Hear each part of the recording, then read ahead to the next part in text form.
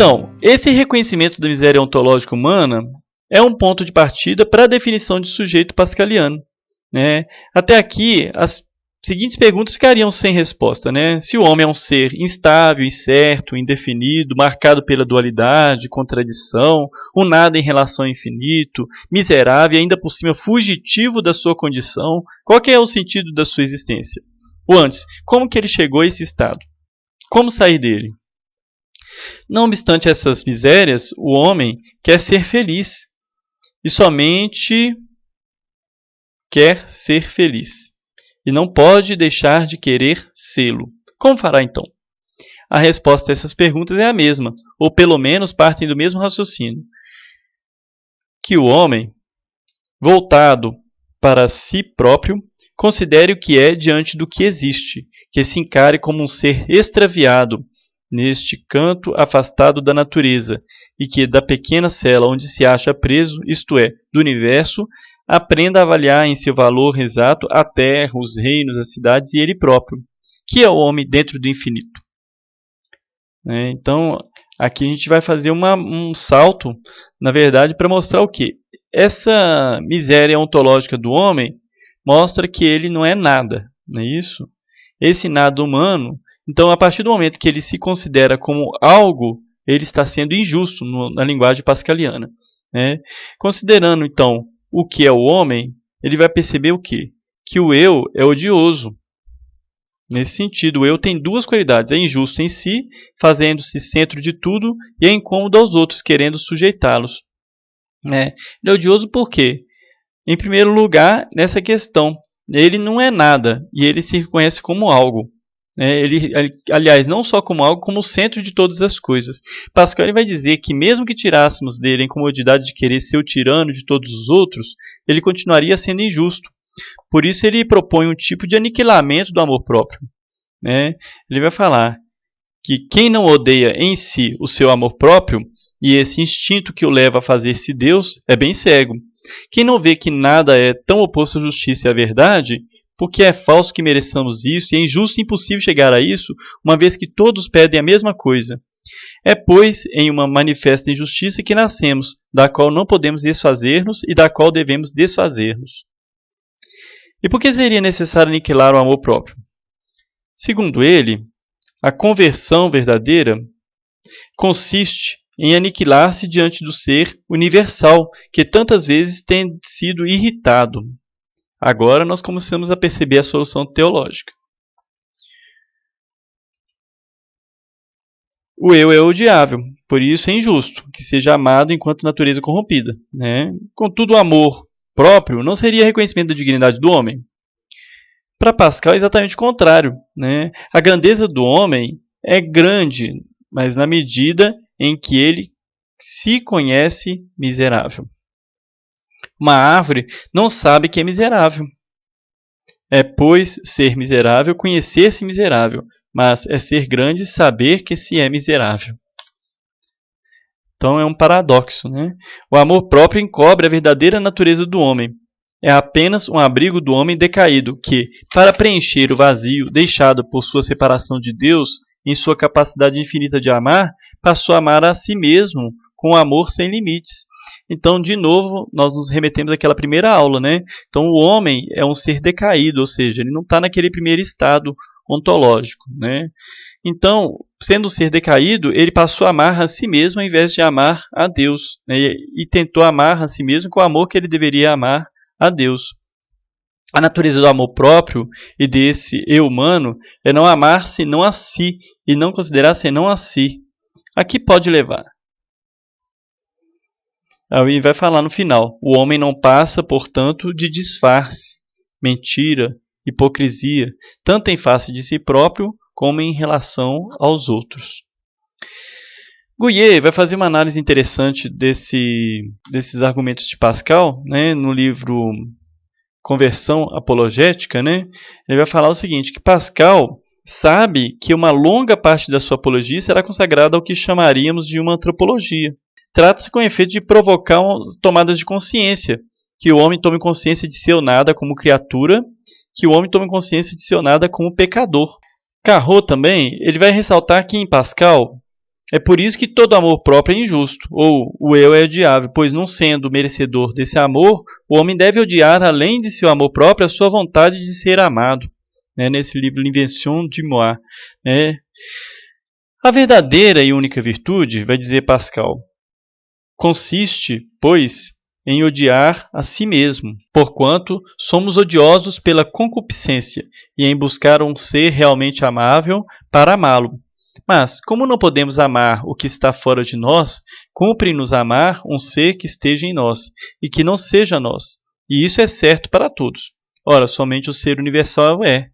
O reino de Deus está em nós. O bem universal está em nós. Somos nós mesmos e não somos nós. E essa tomada de consciência fará com que o homem busque aquele que é o único capaz de preencher esse vazio. Que nos gritam?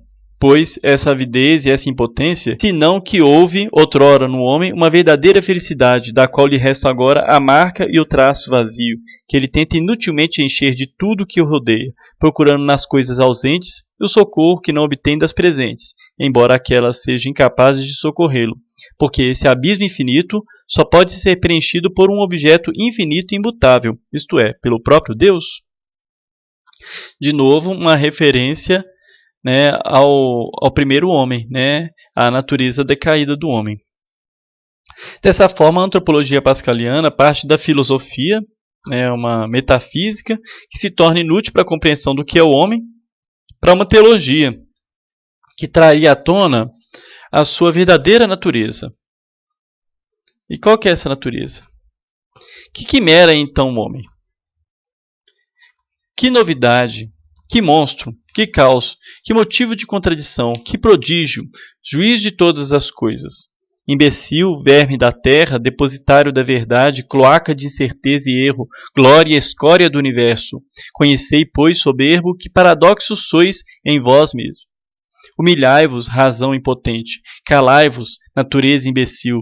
Aprendei que o homem ultrapassa infinitamente o homem, e ouvi do vosso Senhor a vossa condição verdadeira que ignorais. Escutai a Deus. Então parece até um discurso de púlpito, uma exortação. Uma possível indagação é: se o homem é um nada, visto que sua natureza corrompida é vazia, em que consiste esse aniquilamento, visto que ele pressuporia uma essência humana que se aniquila? Gouillet ele vai ressaltar que, onde Pascal diz aniquilar-se, ele pressupõe um sentimento de ódio por si mesmo, é uma referência ao campo da espiritualidade. Do contrário, teremos um problema de natureza ontológica. Dizer que o homem se aniquila enquanto natureza corrompida significa dizer que ele reconhece sua miséria sem Deus. Basta. Então, na verdade, não é um ser que se aniquilou. Na verdade, é um não ser que se reconheceu não ser. E qual que seria o verdadeiro papel da razão? Não é a razão que vai trazer o conhecimento de Deus. Ela já fracassou em definir o homem. Bem antes das filosofias da morte do sujeito, Pascal já afirma que este não se sustenta no horizonte da simples razão, quanto mais na busca de Deus, o qual é sensível apenas ao coração. A gente conhece a famosa frase: o coração tem razões que a própria razão desconhece. E tem essa também, que vem logo em seguida: é o coração que sente Deus e não a razão. Eis o que é a fé, Deus sensível ao coração e não à razão. Em vez de mostrar a confiança na razão que caracteriza os pensadores de seu tempo, Pascal vai mostrar a impotência da razão para conhecer o princípio e o fim das realidades que busca compreender, dando lugar à fé. Não sabendo por nós mesmos o que somos, só podemos aprendê-lo por Deus. Mas isso que a sabedoria divina diz: não quero que submetais vossa crença sem razão e não pretendo a sujeitar-vos com tirania. Qual seria então a utilidade da razão? Então seria o quê? Fazê-la reconhecer que há uma infinidade de coisas que a ultrapassam e fazer com que o homem se descubra como um ser decaído e busque aquele que lhe dará sentido. O conhecimento só tem uma função. É bom sentir-se desanimado e cansado na busca inútil do verdadeiro bem, a fim de estender os braços ao libertador. Essa é uma visão agostiniana, traz a ideia primordial de que o homem só encontra sentido em Deus, voltando-se à sua natureza pré-adâmica. Não esperais, diz ela, nem a verdade, nem a consolação dos homens. Eu sou aquela que vos formou e a única que pode ensinar-vos o que sois. Mas não estáis agora no mesmo estado em que vos formei. Criei o homem santo, inocente e perfeito. Enchi-o de luz e de inteligência. Comuniquei-lhe minha glória e minhas maravilhas. Os olhos do homem viam, então, a majestade de Deus. Não se achava nas trevas que o cegam, nem na mortalidade e nas misérias que o afligem. Dessa maneira, a gente já vê em Pascal um humanismo, né? Um existencialismo como humanismo, da forma que Sartre coloca, né? Que abdica da fundamentação da razão advindo do renascimento, né? A fim de dar lugar a um novo fundamento. Qual que é esse novo fundamento? Deus. Lógico que no existencialismo sartriano, Deus foi colocado de lado, né? E para Pascal, não. Deus é o fundamento. A razão, nesse sentido, após descortinar a miséria humana, ela lança o homem em sua angústia existencial diante do seu vazio ontológico. Dizer, Deus preencherá esse vazio seria gerar um outro problema, né? Então, quer dizer, mesmo que a gente fale o fundamento é Deus, mas se Deus vai preencher esse vazio, a questão é como que a gente vai provar que ele existe? Aí Pascal, no fragmento 233, que é muito conhecido como argumento da aposta, ele vai apresentar algumas ponderações a esse respeito. Então ele vai falar que assim como a gente sabe que há um infinito, porém a gente ignora sua natureza, pois ele tem extensão como nós, mas não limite como nós, e conhecemos a existência e natureza do finito, pois somos finitos e extensos como ele, somos incapazes de conhecer a Deus, que não possui nem extensão nem limites. Então ele vai falar, somos, portanto, incapazes de conhecer não só o que ele é, como também se existe. Mas uma coisa é certa, né? Ou Deus existe ou não.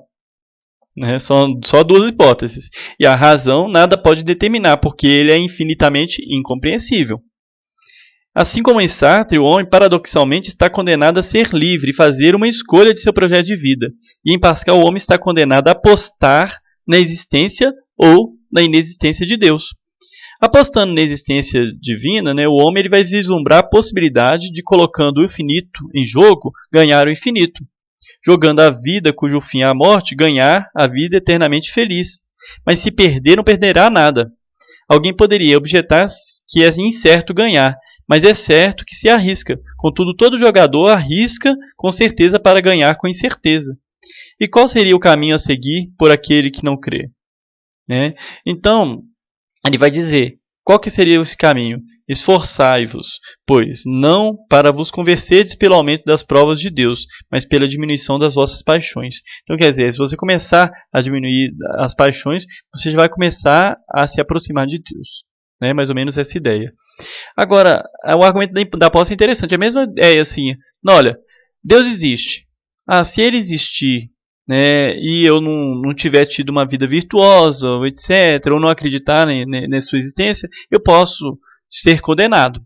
Mas e se ele não existir? E eu acreditar que ele existe? Eu não vou ter perdido nada. Porque se ele não existe também o inferno, não existe nenhuma das outras coisas que foram colocadas pela religião. Então, esse aqui é o argumento da aposta. Então, eu não perco nada em acreditar na existência de Deus. Ao contrário, em não acreditar na existência de Deus, eu vou perder muitas coisas. Aí, isso que ele vai argumentar.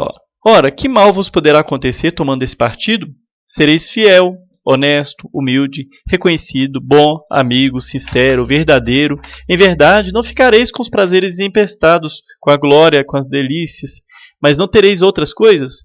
Digo que com isso ganhareis nessa vida, e que em cada passo que derdes nesse caminho vereis tanta certeza no ganho e tanta nulidade daquilo que arriscaríeis, que reconhecereis por fim que apostastes uma coisa certa, infinita, pela qual nada destes. Então, o que acontece? Ele ainda contradiz um pouco aquela ideia, Não, mas eu estou apostando. Na verdade, você não está apostando, você não está utilizando nada na sua aposta, você não está gastando nada, porque isso que você está renunciando não vale de nada, é isso que ele está dizendo. Disso se conclui que é preciso apostar. Apostar para quê? É preciso tornar-se disponível para receber a graça trazida por Jesus Cristo. Nesse sentido, Pascal ele conserva a ideia agostiniana de livre-arbítrio. O homem é livre para escolher o bem ou o mal, mas a graça é necessária, pois a queda e a corrupção da natureza humana tornaram o homem indigno de Deus. Logo que a religião cristã descobre esse princípio, que a natureza dos homens está corrompida e decaída de Deus, isso abre-lhe os olhos para ver por toda parte o caráter dessa verdade. Por isso que ele vai tenta fazer essa apologia da religião cristã, porque ele reconhece isso. Sem isso, restaria ao homem apenas a perdição. Dessa maneira, a natureza corrompida e incompreensível dá lugar a uma natureza restaurada pela graça, na qual o homem chega ao conhecimento de Deus e de si mesmo. Não só conhecemos Deus apenas por Jesus Cristo, mas ainda conhecemos-nos a nós mesmos apenas por Jesus Cristo. Em suma, nós traçamos até aqui uma trajetória dos pensamentos de Pascal que foram da filosofia à teologia, do existencial ao essencial, do vazio à plenitude. A subjetividade pensada por Pascal, ela recusa aquelas soluções apontadas pela filosofia até então, pelos seus pressupostos metafísicos, epistemológicos, ontológicos, e vai em direção a uma teologia. A razão, ela foi destituída de seu lugar na compreensão do que é o homem. Agora sim, vocês compreenderam o que eu quis dizer na primeira aula, A miséria ontológica da condição humana decaída faz com que o homem inquieto procure inicialmente um sentido. Contudo, ele não conseguindo ser feliz, ele busca o divertimento que o desvia do caminho iniciado e o faz fugir de si mesmo. Todavia, a razão é reivindicada nesse momento, mas para quê? Para fazer ressurgir a visão da miséria humana. O retorno a si e o vislumbre da miséria humana, da natureza corrompida, paradoxalmente, é exatamente o reconhecimento dessa corrupção que faz o afastamento do amor a si, o amor de si, visto que ele é injusto. E o próprio homem, não conseguindo por suas forças sair desse estado de indigência, aniquilando-se, reconhecendo seu nada existencial e apostando sua finitude com vistas à infinitude, conhecer Deus sensível ao coração e tornar-se disponível para ele, através da sua graça, ele acaba se restaurando na sua primeira natureza. Esse é o desfecho do drama existencial de Pascal. Então, na verdade, Deus é a solução apontada por ele. Então, quer dizer, ele recusa aqueles pressupostos da filosofia anterior, ele recusa aqueles pressupostos da razão, contudo, ele não descarta a razão como necessária para que o homem acabe se encontrando na sua miséria, no reconhecimento da sua natureza decaída, que na verdade não é uma natureza, como a gente falou na primeira aula, e que, através de Deus, ele tenha a restauração da sua primeira natureza pela graça. É uma visão agustiniana que influenciou tanto Pascal como alguns filósofos posteriores, como exemplo Kierkegaard. Então, muito obrigado pela atenção, até a próxima. Qualquer dúvida pode deixar nos comentários. Qualquer comentário, até para poder acrescentar alguma coisa ao que foi falado, será muito bem-vindo. Muito obrigado.